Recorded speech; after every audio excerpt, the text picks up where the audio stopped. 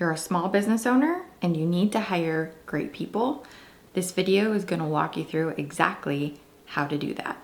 Most people skip over what a hiring process should actually look like. But this is really important because the people you hire are going to make or break the success of your business. You will either spend all of your time managing people drama because you hired the wrong people and you allowed them to stay. So you're dealing with people who are underperforming, not getting along, not having shared values, and it creates internal chaos in your business. Or you have people constantly leaving, you have high turnover, and so you're continually going back to the drawing board.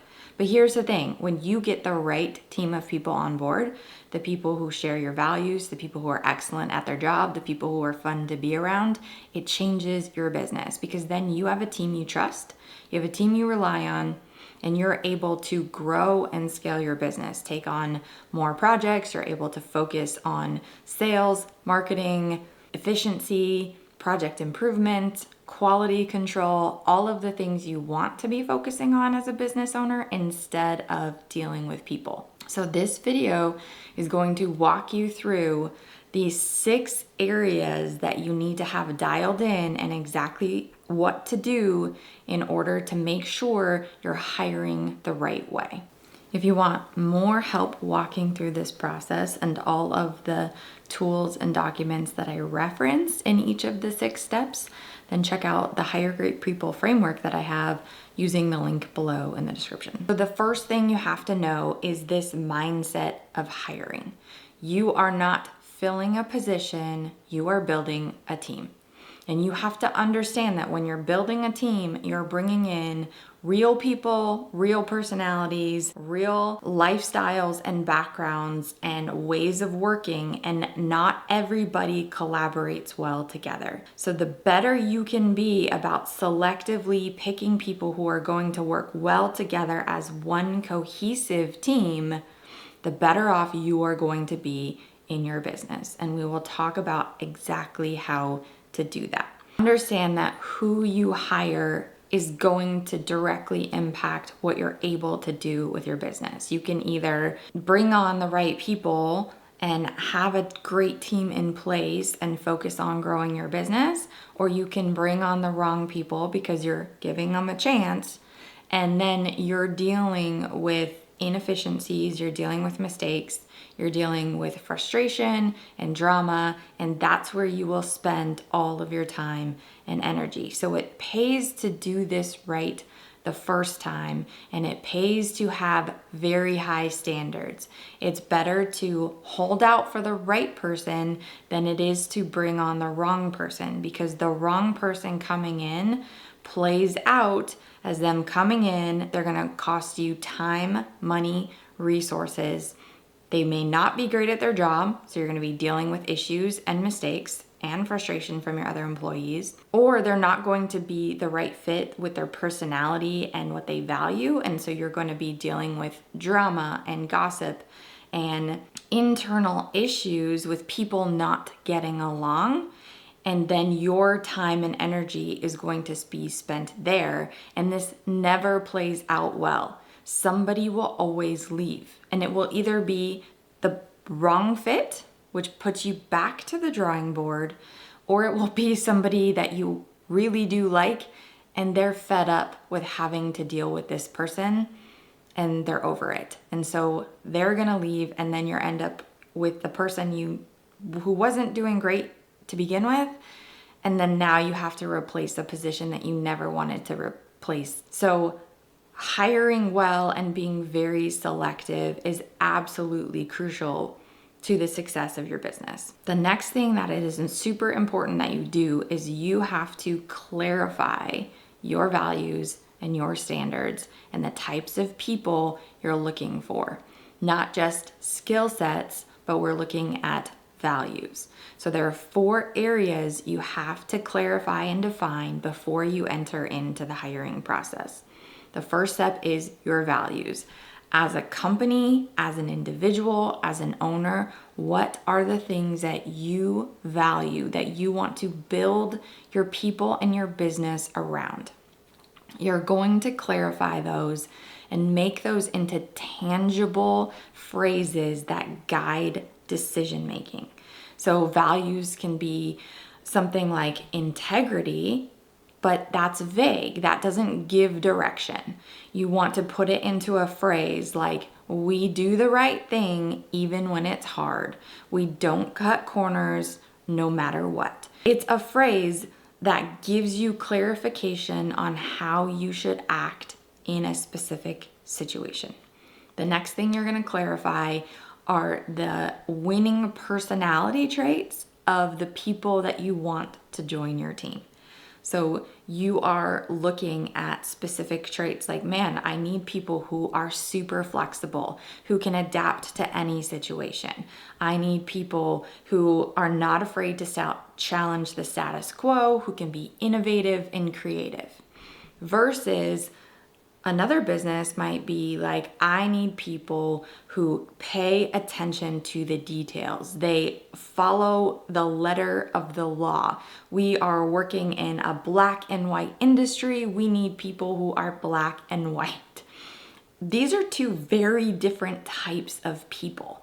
And they can balance each other out in specific situations, but depending on the type of industry and business that you're in, you're going to do better with one group of people than the other group of people, which is why it's super important to clarify this. You can't pick all of the best qualities from all of the different people. You need specific personality traits that are going to benefit what you're trying to accomplish in your business. The third thing that you have to clarify are your non-negotiables. So these are the attributes and the characteristics of people that are a no-go. You will not allow this in your business under any circumstances. It is an immediately fireable offense. So this can be something like stealing, lying, gossiping, throwing people under the bus. You have the ones that are probably the most obvious, like stealing and lying, but then there might be some other ones that you're gonna say, you know what, I don't have room for this in my organization. And if I have people who show up who have these qualities, maybe things like manipulation, maybe things like not willing to own their mistakes and take responsibility. Those are things that until you call it out specifically, you're not going to put the full weight and the full force behind it that you need to. So we want to have that list. And the fourth thing that we need to understand is, what is the working style of your business? Is your business something that is, there's 10 things going on at once, you have to be able to react quickly, think on your feet, be able to pivot super fast? Or is this a type of industry where it's more slow, it's methodical, it's very thought intensive? You have to really be very specific and calculated about how you go and approach your work. Is this something where you can thrive with people in different areas? This is something that can be heavily remote. Or is it a business where you really do need people on site working together? Is this the type of pace where you need a lot of independent thinkers? So you have people going off in all different directions and they need to be independent go-getters, very self-motivated? Or is this the type of work environment where it's very team-based? So there's lots of team building, there's lots of collaboration. You have to look at your business and say, what kind of work style, what kind of environment, what kind of energy and vibe does my business have? Because the more clear you can become on what you need in your business in order to thrive, you can be more clear about exactly who it is you're looking for. So that will take us into the recruiting process. So now we're looking at our job postings, we're looking at social media posts that we're hiring, we're looking at our careers page on our website, our company about page, what we're putting out on social. We're looking at all of the touch points that a potential candidate is going to run into before they actually decide to apply. So they're going to be checking you out, they're going to be looking at the role, they're going to be looking at the company. And understand that in today's environment, in today's market, people are not looking to just trade time for money. They're not just looking for something that is, you're gonna pay me this much and I'm gonna do these roles. You have a different generation. You have multiple generations of people who want to be valued, who want to be challenged, who want to feel like they're a part of something, who want to look forward to going to work every day. So we are making a pitch for our company, for your business, to say, this is what we're all about. These are the types of people who work really well in our business. And if you're this person, we want you on our team. It's a sales pitch, but it's a very selective sales pitch. We want to put messaging out there that resonates with them on a deeper emotional level beyond just that transactional surface level. So it's going to change the way we write our job posting. You're not going to follow a standard, here's the job description, here's the qualifications, here's the compensation and benefits. You want to write a job posting that says, this is who we are as a company. This is what we value. These are the types of people who do really well working for us. These are the types of people we're looking for. Here's the role, and here's how it contributes to the bigger mission. And if this is you, if this is work that excites you, that you're passionate about, if these are skill sets that you have that you want to be able to contribute in a meaningful way, we want to talk to you. Apply. Start a conversation. We're looking for you. There's emotion, there's purpose, there's meaning behind the messaging that we're putting out there in a very competitive market, because you're looking for the best. The other reason we want to be selective about the messaging that we're putting out there is we're also trying to filter and pre-qualify people that we're not looking for, because we don't want the wrong people applying. You could have 200 applications, but if 195 of them are crap, that's time that you are wasting looking at these applications from people that aren't going to be the right fit to begin with. So the more bold, intentional, selective you are with your messaging, the more you're actually going to pre-qualify people so that when they read this job posting, they're like, that's not me. I'm not this person. Those aren't things that I care about. That's not stuff that I value. And they're not going to apply. That's a good thing. That saves you time. That saves you money. You want more of the right people applying. It's about quality, not quantity. So then that moves us into your interviewing process. So now you have these applicants coming in, you're scheduling interviews. You should always have a minimum of 2 interviews. You should never make a job offer after just 1 interview. Even if you're confident, even if you're super excited, always do the second one.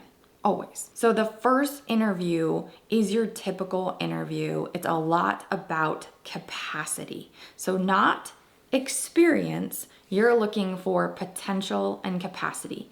What are their natural, God-given, unique skill sets, talents, and gifts that they have? You need to be asking questions that really drive into what excites them, what motivates them, what are they passionate about, what comes easily to them, what comes naturally to them, what have they done outside of work that paints a picture of these natural strengths. Because oftentimes people's work experience will align with what they know and where they're comfortable, not necessarily with what they're excellent at. So we're really using this interview to dive into what are the things that come naturally. Because if you put a person into a sales role that isn't naturally inclined towards sales, so what would some of those attributes be? It would be someone who's a go-getter, who's self-motivated, who genuinely enjoys people, who has a level of fearlessness. They're persistent. They are not afraid to strike up a conversation. They are not afraid to follow up. They are not afraid to check in and ask again and again. They're also probably people who are really good at not only asking questions, but in noticing different patterns and finding creative ways to get to the pain point. These are things that come naturally and easily to them. You want that type of person in a sales role because that person is going to not only hit their goals, they're probably going to far exceed their goals, and they're going to have a lot of fun doing it. Versus hiring someone where there's a lot of coaching, there's a lot of training, not because they don't have experience, but because their natural personality, their natural thought process is more reserved. It's more methodical. There's a more insecurity, there's more resistance to following up, the ability to ask a bunch of questions and to creatively approach a situation. It's not there. So you could coach and train and they might get it, but it's a lot of investing into that person and you're not getting near the amount of results. So that is capacity. The second interview is focused on fit, on alignment, on those personality traits, on those motivations. What gets them out of bed in the morning? What are they looking for in their life? What's their dream job? What are their own non-negotiables? What matters to them on a deeper level? And the reason that we do 2 interviews is because the first interview is the beginning of a relationship. It's where people are more guarded, they're more looking to impress and to say the right thing, and it's harder to get to see the real them. And so we use this first interview to stay more in the comfort zone of what they want to talk about that you would normally talk about in an interview: skill sets, strengths, job capacity, work history. We're creating a story around this person. But at the same time, we're also establishing a rapport. We're getting a feel for this person. And the second time you interview them, you're able to have a more in-depth conversation. You're able to go deeper, to explore more things. You're able to see a less guarded side of them. And that's what we really need to figure out. Who is the person that we are hiring? Because no matter how good they sell themselves, no matter all of the things that they say that are the right thing, if that's not really who they are, then it doesn't matter. We end up hiring someone who's not going to work out in the future. They're going to say the right things, they're going to look good on paper, but then they're not going to work out. And how many times has that happened to you? Your interview process is your time to figure that out. So don't ever make a job offer to somebody that you're not fully confident in and that you're not getting a good sense of who they really are. And it doesn't matter how bad they want the job. If it's not the right fit for them, it doesn't benefit anyone. It doesn't benefit them. It doesn't benefit you. It only ends poorly. So we're saving everybody pain by going through this process very carefully and selectively. If you do the first interview and you are not a fan, you don't need to do the second interview. Don't waste your time.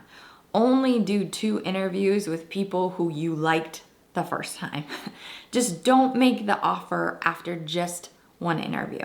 You really need that second interview to just be sure and to have a deeper conversation. You also need to make sure that the questions you're asking are revealing a person's true character, motivations, passions, strengths, skill sets. We have to get out of the canned, generic, surface level questions. You have to feel like you really had a quality conversation with this person. If you end that second interview and you're still not sure, there's 2 things that are happening.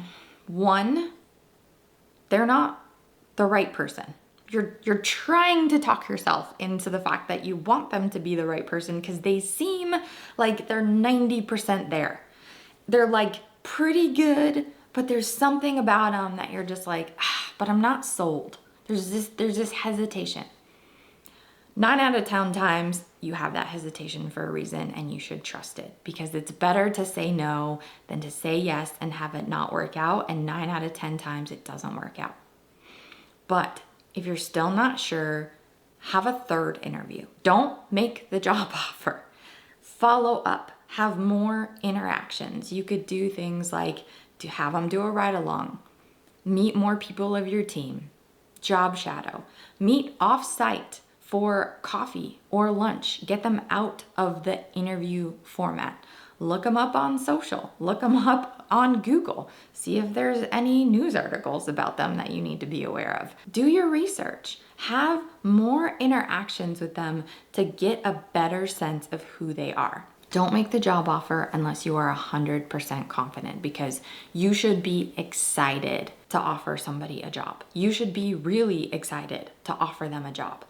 And they should be really excited to accept the job from you, because through the interview process, they realize that, wow, I love what this company is saying. I am excited to do this work. It seems like this company really cares about their people, and they really care about the mission, and they're dialed in, and they know who they are, and they know what they're going after.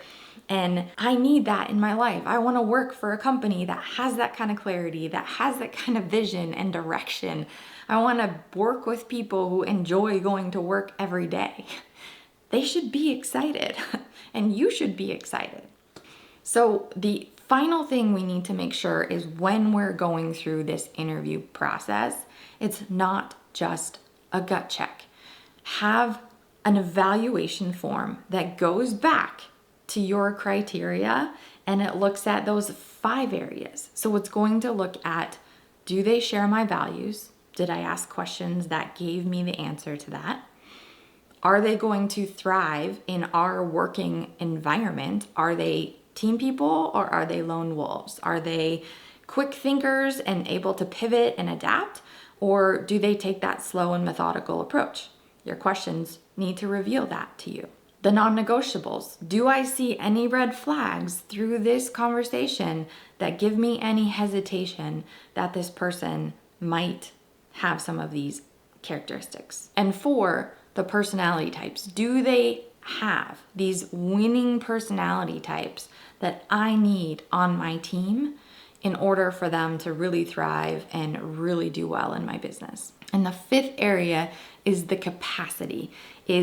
Am I hiring them for a role that naturally aligns with their unique gifting? Are they going to come in, learn quickly, be excited, be motivated, and be able to add value to the business in a pretty quick time frame? Have a form that has all of these things laid out that you have to go through and check and say, yes, this is absolutely, I'm kind of unsure, I'm on the fence on this, or nope, they don't have these.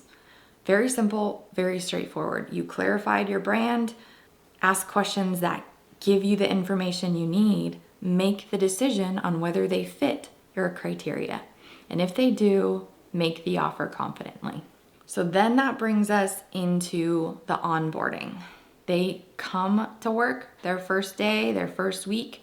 We want to make sure we are setting expectations for not only here are the expectations for the role, but here are the expectations for the behavior and the standards that we set for our people, which shouldn't be a surprise, because you should have been talking about this in your interview process of, hey, this is who we are, this is what we believe, these are the standards we hold our people to. Is that something that sounds like that aligns with who you are and what you want in your life? You should have had those conversations. So when they show up for day 1, none of this is a surprise. They should actually be like, yes, I love this. I love that you guys have these standards and that you hold people accountable. But the foundation to holding people accountable is having set the standards clearly in the first place, having made sure that you filtered and found people who aligned with those standards, and then you're able to enforce them so much easier because it's crystal clear, it's black and white when it comes to your standards. The other thing that you want to make sure that you're doing in your onboarding process is you want to introduce them to the bigger picture of the company. Don't just throw them into training for their role, but help them understand how all of the roles work together and how their role contributes to the larger mission.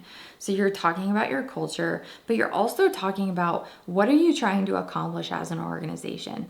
What's your why? Why do you exist? What's your brand purpose? What's the vision? What are the goals that you have for your company that year? And give them an overview of all of the different roles and how those roles work together. Let them job shadow your other people. The more they can wrap their head around how your business works, the more you're intentional about introducing them to that, the better and better they're going to get it. They're going to get it faster, and they're going to be able to thrive and add value quickly. We also want to make sure that we're giving them a roadmap as to what can you expect your first year. What kind of training are we going to give you? What kind of check-ins are we going to do? How do reviews work? How does performance work? How do we hold people accountable? What's the timeline going to look like for when we expect you to learn and be proficient at these specific elements of your job? Give them something to follow, something to go off of, so that one, it shows that you know what you're doing and you have a plan. And two, they know what the expectations are and they're gonna know whether they're meeting them or not. And the other thing you have to make sure you do is you have to check in. Lots of business owners will say, and if you have any questions, just let me know. They're new. They're not going to come to you with questions unless they really need to. And they're not going to come to you and just give you a report on how they're doing their first week or their second week or their first 30 days. You have to do that. You have to be intentional about pulling them aside once a week, once a month, for the first 6 months, for their first year, and saying, what are you learning? What are you frustrated with? What do you feel like you're doing well? Here's what I'm seeing. I appreciate this. This is where I think we still need to improve. You have to intentionally have that conversation. And there's two ways that you can set yourself up success for that is, one, you can have like a 30, 60, 90, 180 day check-in template where you already have the questions, put it on your calendar and just walk through the questions with them and have a conversation. It doesn't have to be formal. You don't have to document it, but have the conversation. The other thing that you can make sure you do is you have quarterly check-ins with all of your people. And that ensures that their very first 90 days, they're having a check-in with you and you're going through these specific areas of how are you doing at your job? What's an area I see you growing in? What's an area I see that's challenging you? How are you aligning with our standards, our values, our behavior traits? Are you in alignment? These conversations are so important. That's one of the most impactful ways that we actually maintain accountability, which is our sixth and final element of the hiring process, is enforcing culture, maintaining it, keeping it front and center. So this is making sure that the people you hired continually meet the expectations, but this is also accountability for you as an owner, is you making sure that the people you hired are doing what they set out to do and you're not allowing people to have those toxic behaviors. You're not allowing mediocrity. You're not allowing compromises or excuses. You were very crystal clear from the beginning that this is what was expected. These are the behaviors and the standards of the people who work here. And if you don't follow through on that, it absolutely cuts out all your credibility. It makes the people who work for you question your judgment, question your integrity, question your leadership. And you can't run a business like that. You have to be clear about the standards, Make sure you're aligning your messaging, your people, your processes around those standards. And you have to follow through to make sure that we're living up to those standards. There are a couple tools that help you do that. One is that quarterly conversation check-in of going through and you're talking, are you doing your job well? Are you thriving in your role? And are you living the values and the personality traits? Are you in alignment with the culture here in our business? Another great tool is how you structure your weekly team meeting. You should always have a weekly team meeting, and it can be 20 minutes, it can be an hour, but it's a way to build in shout outs for core values, recognition for people, job well done, building that into your actual outline so that every week people are being reminded that this is how we do business. This is how we live. These are the things that matter. And it's a fun way to recognize so then people feel appreciated, they feel seen, and it's an easy way to keep that front and center. And then making sure that you're having those conversations with people who are out of alignment. So you should have a employee evaluation, alignment evaluation to say, here's the criteria, here's where you fall. It's black and white. It's not a personal thing. It's these are the winning personality traits. These are our core values. This is our working style. These are the roles and expectations of your job. Listed them out, and then they're either not in alignment, somewhat in alignment, or definitely in alignment. And it's one of three categories. And you go through and you evaluate them, and you have them evaluate them, and then you have the conversation. So when you set up this criteria for your brand, for your company, for your business, of how you're going to do business, it creates the foundation for everything else that comes after it. It creates the foundation for alignment, and it creates the foundation for accountability. And that is how you hire great people and you keep them.